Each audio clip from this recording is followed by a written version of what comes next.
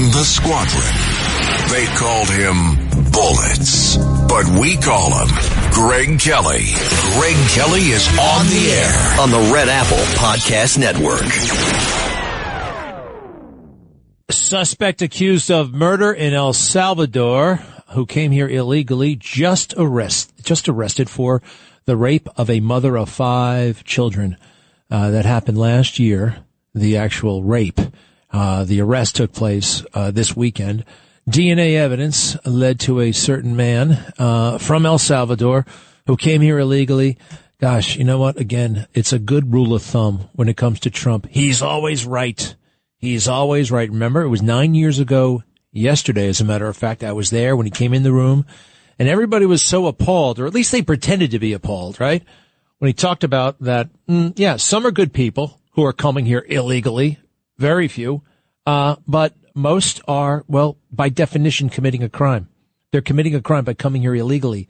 And those who are predisposed to do things like that, to break one of our most important laws, they're usually lawbreakers themselves. And yep, we got a lot of murderers and rapists in the lot who come here illegally. How many times do we have to keep learning this lesson? It's fascinating, isn't it? And to bring it up, you are somehow, wow, you're a MAGA extremist, you're a right wing, you're a racist, you're this, you're that. Hey, 53% of Hispanic people, American citizen Hispanic people believe in mass deportations, huh? This is not an issue of race or ethnicity. This is an issue of law and order and maintaining our laws, maintaining our country, and we don't have that much time left. They really do. They really want to destroy it. Paul Ryan is a great example of this. Paul Ryan has his.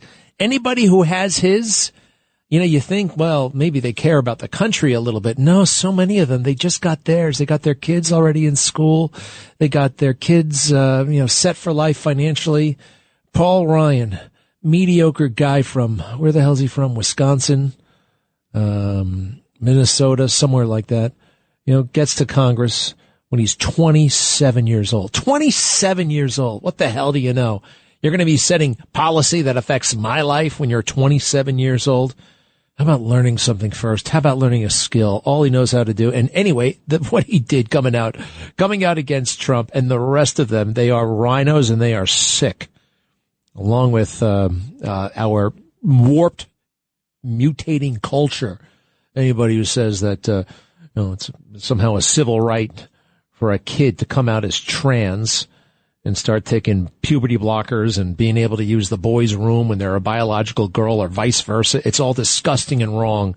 We can talk about it once you're an adult, but kids have enough to do just learning the basics. That's another thing. If you go into a school, especially in New York City, I volunteered at a school in New York City just long enough to realize, oh my God, this school system is totally screwed up. There are so many things that they got to do that have nothing to do with grammar, English, math, science, social studies, and the basics. We don't need woke. We don't need all this other stuff. We just need the basics, and we can't even do that. In part because of all this other nonsense that they've jammed in. All right, couple of things. Who saw Biden freeze? I saw he froze on stage. And it really, the key is it's not the frozen moment. It's when Obama grabs him, not by the back, not by the upper arm. He doesn't nudge him and say, let's go, Joe. He grabs him by the wrist. He grabs him by the wrist and starts leading him off. And Biden, Obama's one smooth cat, right? He knows that they're still being looked at. And he also knows that Joe is having some sort of a seizure. So he starts patting him on the back and pretending that he's having a conversation with him. Did you see that? Joe should resign right now. Right now. He cannot do this job. Can't. And I think we really are less safe as a result. All those guys, they have to spend a good chunk of their time. I'm talking about the National Security Advisor, the Chief of Staff, the rest of them, trying to pretend that this guy is normal, trying to create the illusion that he's normal. When it comes to actual, governing and managing things, you can't really do that as well. Hence, look at what's going down in Israel, right? And it's all screwed up. Our mixed messaging all over the place. Then again, these people are out to kind of throw out the traditional America that we know and love and recreate a new world order. You know, we used to like the new world order. It sounded nice. In the aftermath of the Soviet Union, we'd have to come up with something else. I don't know what the hell this new world order is, but it has nothing to do with nation states. It has no borders, one global policy, World Health Organization, the United Nations. These scammers can go to hell in my book. I don't trust them. Neither should you. President Xi, man, that guy has bribed a hell of a lot of people out there. A lot of people. Why do we fold? Nothing makes sense, does it? Here's something else. We are on the verge. Well, I'm not a Republican, but I caucus with the Republicans. Does that make sense? I didn't want to join any party. I didn't want to join. It's just better for me to not be in a party. So I vote in general elections. I vote for Trump. And with that, it looks to me as though we're going to lose the majority in the House of Representatives. We are about 2 votes away, 2 seats away. Remember getting rid of that good guy, George Santos? Remember what he said he played volleyball when he didn't at Baruch College? Who cares? There were Republicans standing up, yelling and screaming that this guy must be ejected immediately. Why? Why? That guy from New Jersey, Menendez, he's still there. They found gold bars under his pillow. Now, nobody yelled and screamed for his expulsion. What? Justice. So here's why they want to dwindle the Republican majority. And does Mike Johnson, by the way, look like he's aggressive? Does that guy look like he's ready for the moment? No, he's not ready for the moment. That guy is he's ready to be a middle school assistant principal, maybe.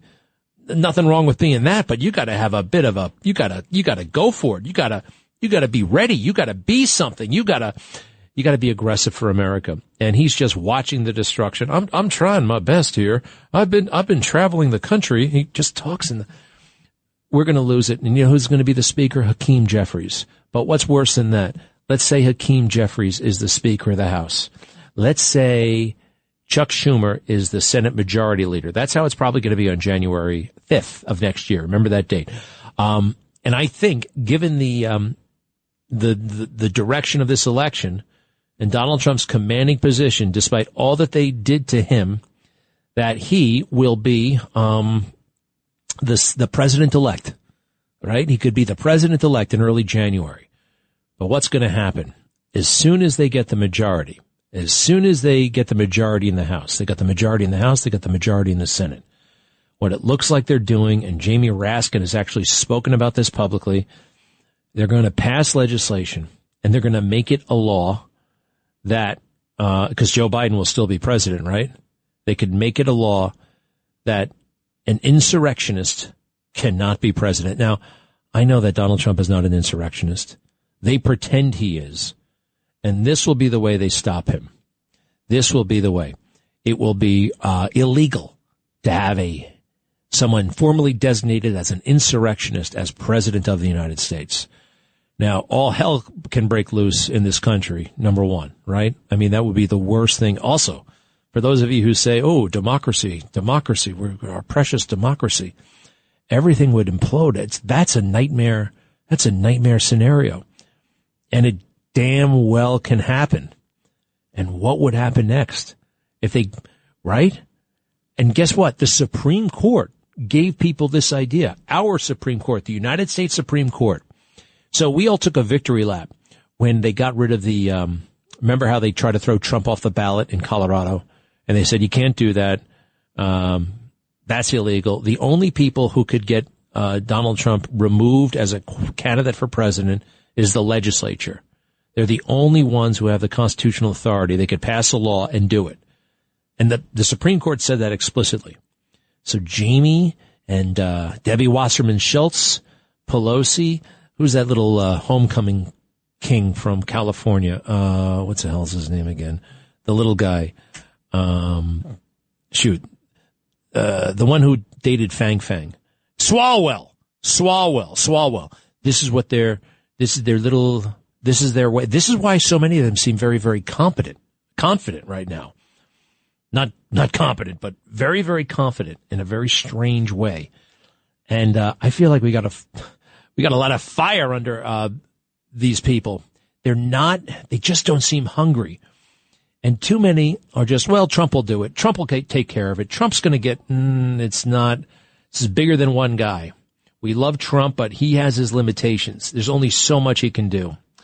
And with that, the debate is next week. Is that really going to happen? You know that CNN's going to have commercial breaks, and they're going to turn off the microphone at certain moments. It's your turn to talk, and then they'll turn off the microphone when it's not your turn to talk. Now, that sounds very fair, doesn't it? It's not. You know, part of debate is argument, right? Interjecting argument. You can at times talk over other people to make your point. You can interject to make somebody else stop talking. That's a free-flowing debate, and you're allowed to have it. Now, hopefully the participants know within limits, right? You can't be a hog. You gotta, but they're going to kill the mic. They're going to kill the microphone. This could be well, look, it's only one night on CNN, right? How big, how bad can it be? Let's see here. And a new step since Trump and President Biden came face to face during the last presidential election, microphones will be muted throughout the debate except when it is a candidate's turn to speak. I have a feeling this is all designed to help the weak, infirm Joe Biden. You have to create an illusion that this man is capable. Speaking of which, did you see what happened with the Pope? What's his name? Joe Biden put his head right on the Pope's forehead like that, violating his space, getting weird. The Pope was totally weirded out. I saw the news coverage all weekend long. They talked about what a wonderful moment it was when President Biden met with the Pope. They never showed the moment where that happened.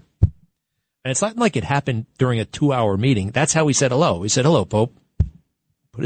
Putting my head right on the microphone. Forehead to forehead, a head bump. Now, that's Soviet-esque style media. It really is something else. It is, hey, where the hell are the Trump jurors? Has anybody noticed that those Trump jurors, how long ago was the verdict? It was 2.5 weeks ago, almost 3 weeks ago. Where are they? Why aren't they on the Today Show? Why aren't I hearing about their book deals? Where are they? They're allowed to come out and talk now. Well, they're too afraid because they're being targeted by MAGA. Yeah. That's what they tell themselves and everybody else about us. I'm MAGA. I don't want to lay a hand on these jurors. I don't want anybody to lay a hand on these jurors. Donald Trump even understood. He said, the way the judge talked to them, even Mother Teresa would be convicted. He said that. It's not really, all right, but the more that they are, not out there, that gets suspicious, really suspicious. And for instance, I've seen notorious mobsters get convicted. And what do the jurors do? They speak. El Chapo, remember him? The drug kingpin from South America? What did the juries do? They spoke. How about Whitey Bulger? That maniac from Massachusetts. He killed roughly 150 people with his bare hands. His preferred methodology was strangulation. Whitey Bulger. This lady came out right after the verdict, and she had something to say. Cut 22. The deliberations, they were tough. There was there was a lot of controversy in the courtroom. That's why it took 5 days to do. There was a lot of no findings. Were you surprised by that? Yeah, it seemed like if somebody did this many crimes, that somebody would have a feeling that he was guilty. It's not like you'd be shouted at because you said, look, that's pretty much a no-brainer. It was the law. Like, people were staring at it like this wasn't murder in the first degree, second degree, or third degree. It was racketeering murder. And everybody looked at it for maybe the whole day. And I'm like, that's not what it says. Read the whole thing. It says racketeering murder. That's why that second clause says that if he knows anybody else, that he can be charged the same. All right, and you know what this guy is doing? He's showing his face in public right after he convicted Whitey Bulger. And I said, lady, there's another lady. She explains why she convicted, because he's dirty as hell. But the most shocking part is what she said about the Department of Justice. The corrupt, foul Department of Justice, along with the FBI. They have been rotten for decades. Absolutely rotten to the core. And yeah, she even thinks they were worse than Whitey Bulger. It's amazing. She convicts Whitey, but then she has horrible things to say about the Department of Justice, and she's absolutely right. I'll have that when we come back and some other stuff. Be right back. Greg Kelly on the Red Apple Podcast Network. This is Greg Kelly for Priority Gold. What does it mean to be America's precious metals dealer? It means that you're in touch with the hearts and minds of those who love this country, value our freedom, and want to protect the future. Priority Gold is that precious metals dealer. They've helped thousands of Americans back their retirement with solid gold and silver. Call Priority Gold at 888-506-6439. Receive free shipping, free storage, a free investment guide, and one of the best purchase experiences in the industry. Call now or go to PriorityGold.com. Long Island is more exciting than ever at Jake's 58 Casino Hotel. Get ready to zoom into some serious cash with Zoom Ball every Wednesday in June. Win up to $500,000. 1 point equals 1 entry. 2 lucky winners will be drawn at the top of every hour from 1 to 5 p.m. to play Zoom Ball. Discover the excitement at Jake's 58 Casino Hotel. If gambling is a problem for you or someone, please call the 24-hour toll-free helpline at 877-8-HOPE or text NY. Hey, it's Joe Piscopo. When you're looking for concrete materials for your next construction project, call Diamondback Ready Mix on Staten Island. This family-owned and operated business is the go-to supplier for concrete materials in New York, New Jersey, and the surrounding tri-state areas. My friends and experts from Diamondback Ready Mix are experts and fully licensed and insured in New York and in New Jersey to deliver ready-mix concrete to your job site. Give them a call today for more information at 718-650-5649, 718-650-5649. Greg Kelly on the Red Apple Podcast Network. That's me. And where the hell are these jurors? It's so odd. This is this lady, and she convicted Whitey Bulger. She had every reason, I guess, to be afraid, because Whitey still had partners and buddies out there who could do, mess up a jury. Listen to what she said about the Department of Justice in this. Go ahead.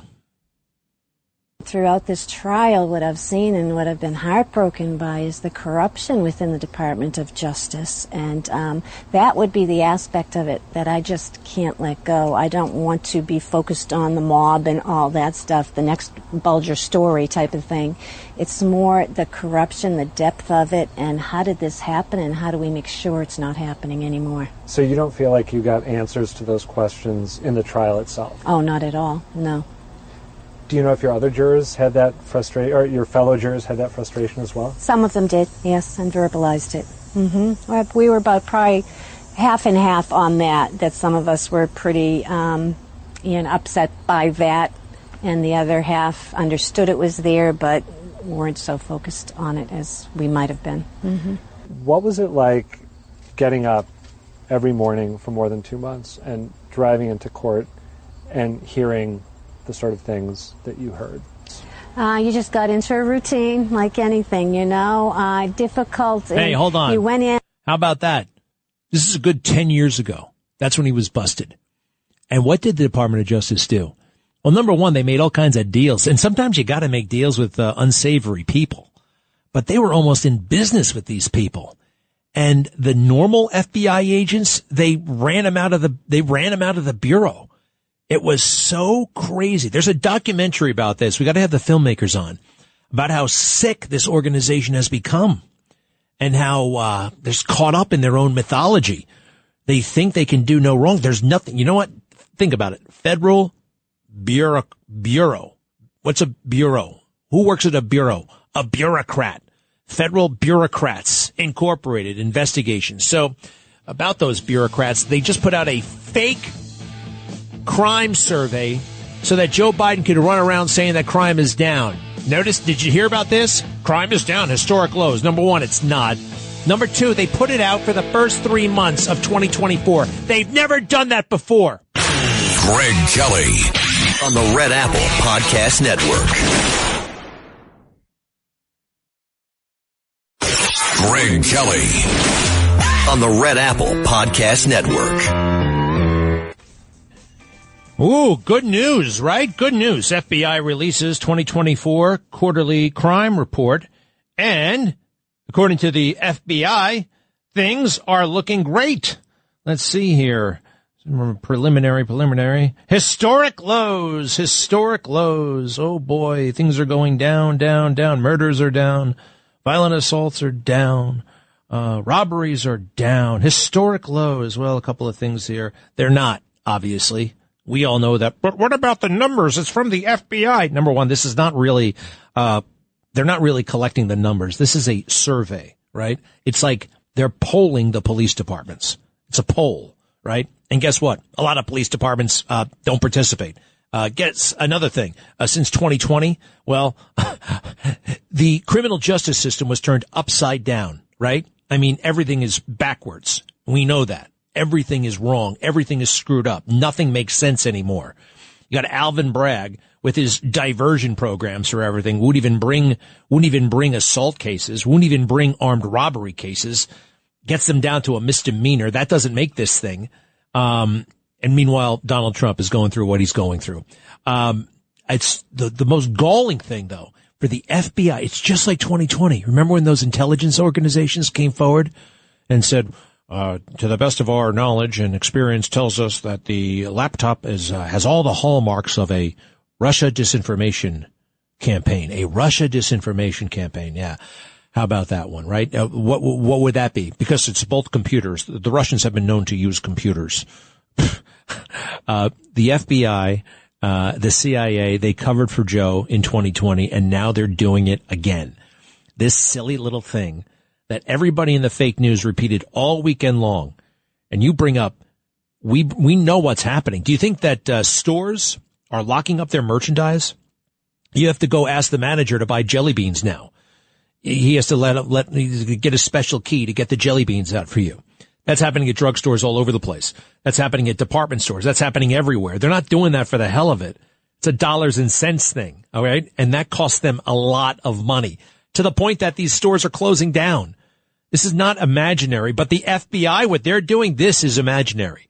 This is wishful thinking. This is political protection for Joe Biden. What in the hell do they owe that guy? There are so many lost souls in federal government. They really are. They're very timid. They're scared of their own shadow, right? And they love power. So they'll sign up for all this stuff that's extra constitutional. I think it's downright. Talk about influencing an election. FBI announces significant drops in violent crime. Except what we see and this is not one of those things. Well, I understand that we feel less safe, but the numbers actually tell us we are safe. That's known as gaslighting. Okay. We know something is true and they're going to tell us that no, it's just our imagination. No, it's just your silly feelings. Now, this I know.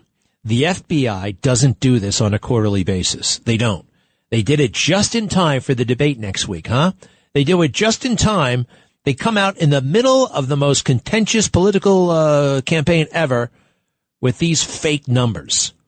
The Federal Bureaucrats Incorporated, Friends of Biden Incorporated, forever botching it, forever bothering innocent people. Ooh, January 6th. Ooh, that reminds me. Anybody been to Broadway lately? Neither have I. I have no intention. Every time I go, I'm like, it's good for the first 5 minutes. And then, oh my God, this seat is so small. Oh my God, this is so boring. Oh my God, what am I doing here? Oh my God, when is the intermission? Oh my God, thank God it's the intermission. Oh my God, what's with this line? Oh my God, why are junior mints $8? I mean, it goes on, right? I hate it. I hate everything about Broadway. I know we need it for, what do we need it again? Commerce, right? Yeah, jobs. So, the union guys can raise the curtain up and down. All that stuff is important. Right? Okay. So, there's a Broadway show that the fake news is telling us we have to see. And it's with a guy who's fairly cool. Who remembers Spider from Goodfellas? Right? Spider. I was going to get you the drink. You said, actually, I had that moment right here. If you don't remember Spider, Michael Imperioli, who was later in, what is that thing called? What is that thing called? It's 25 years old. The Sopranos. I never really watched The Sopranos. Somebody told me the other day that they were so envious of me that I've never seen The Sopranos because they know what I'm in store for. I don't know if I'm going to waste my time doing that, but I did love Goodfellas. Talk about, just gorgeous. That movie's perfect. And this is definitely an amusing scene. Cut 17, please. What am I, a mirage? They're playing cards. What? Where's my drink? I asked you for a drink. You wanted a drink. I just asked you for a drink. No, I thought you said that you were all right, Spider. No. What do you got me on? Ain't no mindless kid. No, because I thought I heard someone say something. Spider. I thought it was Henry. No, you're a mumbling, stuttering little. You know that? No, I thought you said I was all right, Spider. So no, you ain't all right, Spider. You got a lot of problems. No, I thought you said you were all right, Spider. I am all right. You ain't all right, you little prick. I thought I am. You've been doing this all night to me, you mother. You want the drink now? Okay, I'll bring it for you. Yeah, well, give me a drink. Move it, you little prick. No. All right. And you know what happens next, right? He starts waving his gun around. Hey, what's that movie with Shane? Shut up, Shane. Bam, bam, bam, bam. He shoots him in the foot. You shot him in the foot. And then the next scene, Spider decides to give him a piece of his mind, and Spider gets shot in the gut and dies. Now, Michael Imperioli, I happen to know for a fact, hates this moment. Hates it. Hates it when people bring it up. Hates it, So he's become a very serious actor, right? He's very, very serious. And there's a new Broadway show. It was written, 200 years ago by some guy in Norway. And they found a way to make it about Trump, right? It's anti-Trump. This is Michael Imperioli. All right. Let's see here. It starts off semi-normal and then it goes totally woke. Cut 18, please. Cut 18.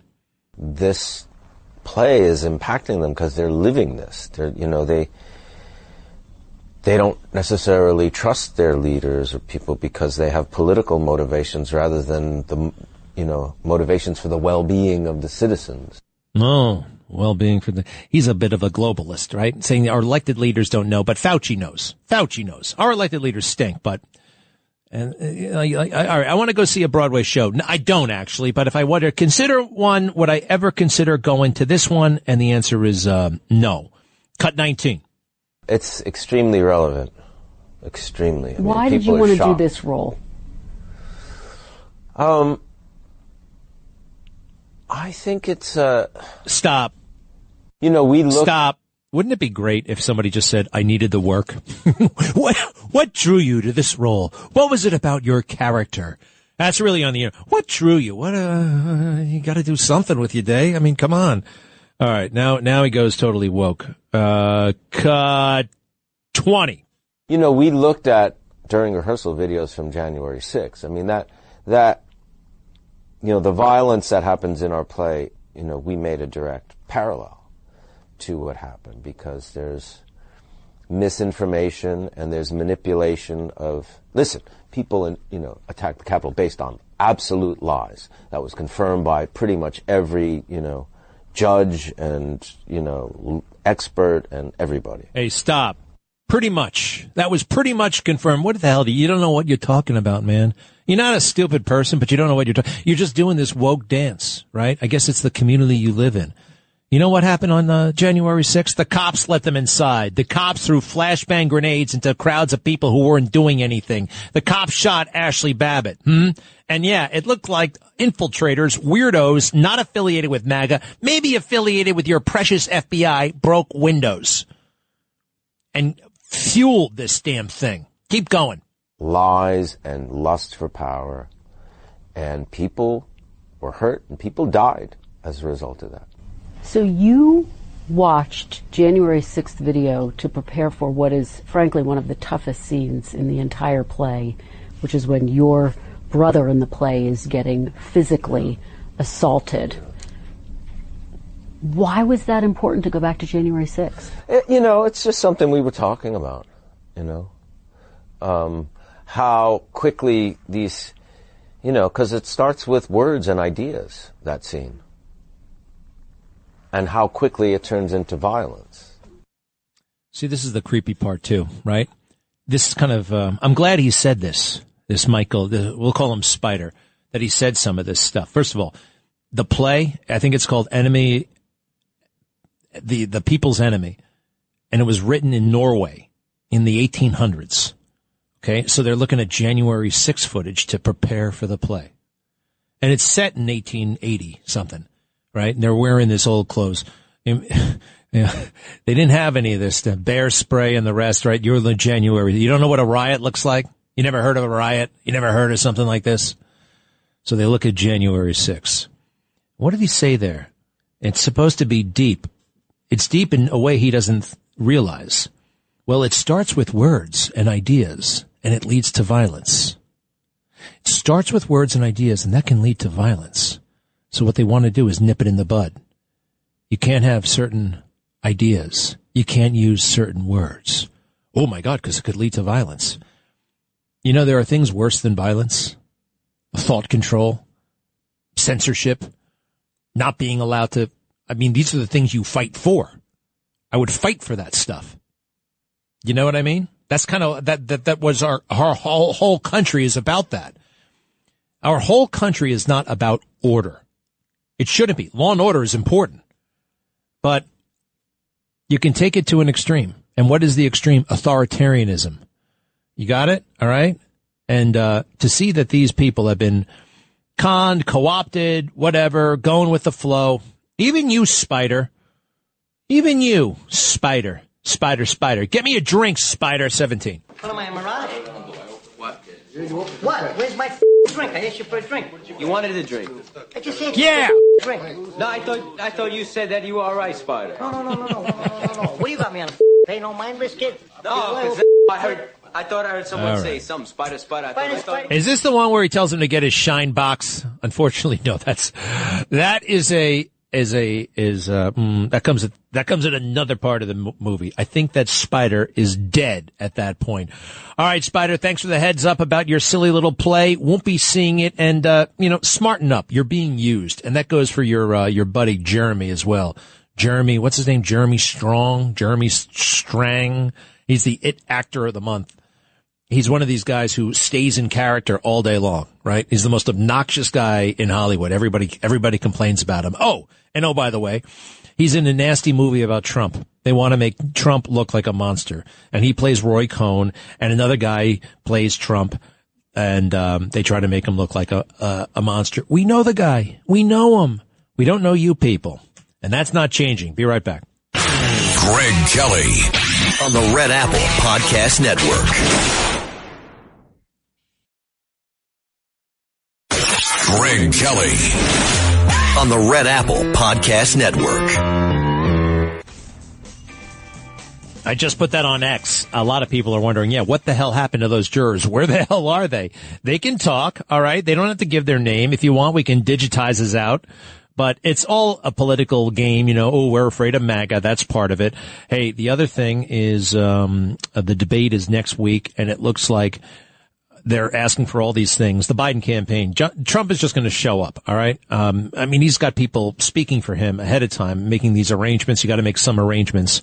The Biden campaign, they're apoplectic. They want Joe to be able to sit for the entire debate, sit down for the 90 minutes. Now, he's already got a commercial break, 2 commercial breaks, and those commercial breaks are going to be long, 3 minutes and 30 seconds. By the way, you're not supposed to have commercial breaks during a debate. CNN is so hard up these days, they are insisting on a commercial break. They shouldn't have a commercial break.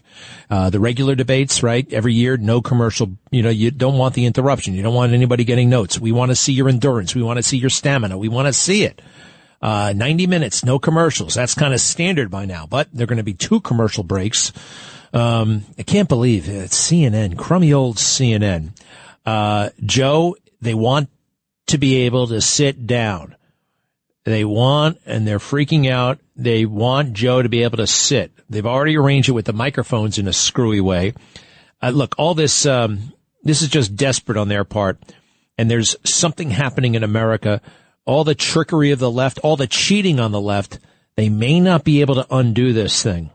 Every now and then, CNN, speaking of, the truth gets in there. Everyone's kind of talking about this interesting moment this morning. CNN marveling of the support that Trump is now achieving with black voters. Go ahead, please. CNN senior data reporter Harry Enton is with us. So where does the race stand among African-American voters right now? Yeah, I keep looking for this to change, to go back to a historical norm. And it simply put, has not yet. So this is the margin, or Biden and Trump among black voters, compare where we were at this point in 2020, compare where we are now. You know, at this point, look at this. In 2020, Joe Biden was getting 86% of the African American vote. Look at where it is now. It's 70%. That's a 16-point drop, John. And more than that, it's not just that Joe Biden is losing ground, it's that Donald Trump is gaining ground. You go from 7%, single digits at this point in 2020, to now 21%. And again, John, I keep looking for signs that this is going to go back to normal, and I don't see it yet in the polling. If anything, right now we're careening towards a historic performance for a Republican presidential candidate, the likes of which we have not seen in 6 decades. I love it. I love it. People, no matter what they look like, no matter where they came from, they get it. All right. It's these twisted people with a new crazy way of looking at things. They don't get it. They don't understand. People understand. Black, white, red, brown, you name it. The people get it. All right. So, yeah, too big to rig. I like that. Matt, hello. How you doing, Greg? How you doing, Greg? I like to run something by you, if I may. Biden on the debate, you could bet your life that he's going to ask Trump about the January 6th, and he's going to be screaming that he wants to pardon everybody.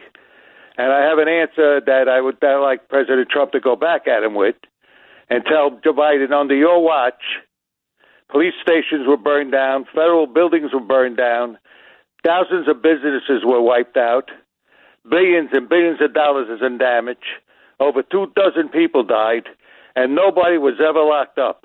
And my question to you is, why was no one ever locked up? Well, that's I like where you're coming from, but you're not exactly 100% correct there, right? I want you to think back. Did you say all this stuff happened on Biden's watch and nobody was locked up? That's what you said, right? Right. Yeah. Well, not really. I mean, it's not going to work. You got to tweak that a bit because let's face it, 2020. Now, it wasn't Trump's fault. This was all encouraged by the left, but President Trump was president in 2020, right? Right. So you got to be, you got to be more careful. You got to think it through. You got to come out, okay, well, what would they say then? And it's true. Donald Trump was president, had nothing to do. I mean, he was not in a position where he could, prevent something from happening, say in Minnesota, if the entire left-leaning sick culture wanted it to happen and glorified it. But Donald Trump was president in 2020, as you know, not Joe Biden. So you got to work on that line a little bit, but he can easily turn the tables when it comes to January 6th. Just not the way you said. Okay, Matt, back to the drawing board, okay? All right, that's the way I said it, but I hope somebody gets to Donald Trump and try to tweak that, the best way they could, because I think it's a good answer. You got, no, I mean, you got to work on it, all right? Now, look, there's a lot of things he can do. There's so many golden opportunities here, right? They're golden opportunities. You got to also realize, though, that not everybody, some people are going to be listening to Trump for the first time in a long time. They are. They're not familiar. I was thinking he just has to ask Joe Biden questions. No, not really. There are plenty of people who only see a warped view of Donald Trump. The sound bites, this and that. He really does have to lay out his vision, and I think he can do that very effectively.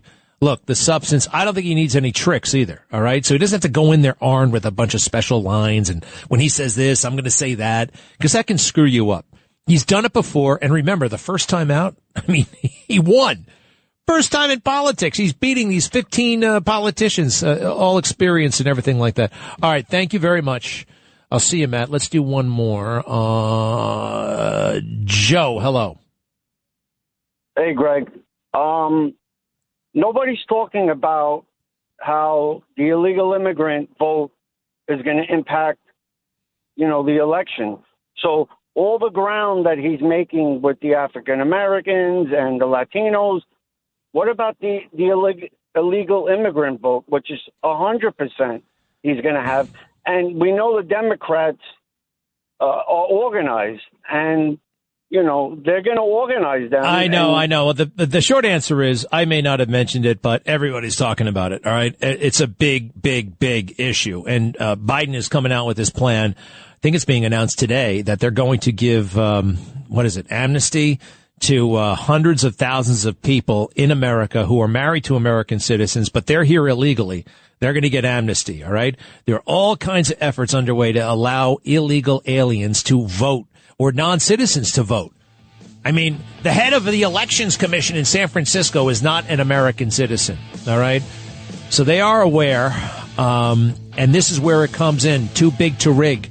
Right. You just got to go and go and go. Thank you. It is very worrisome.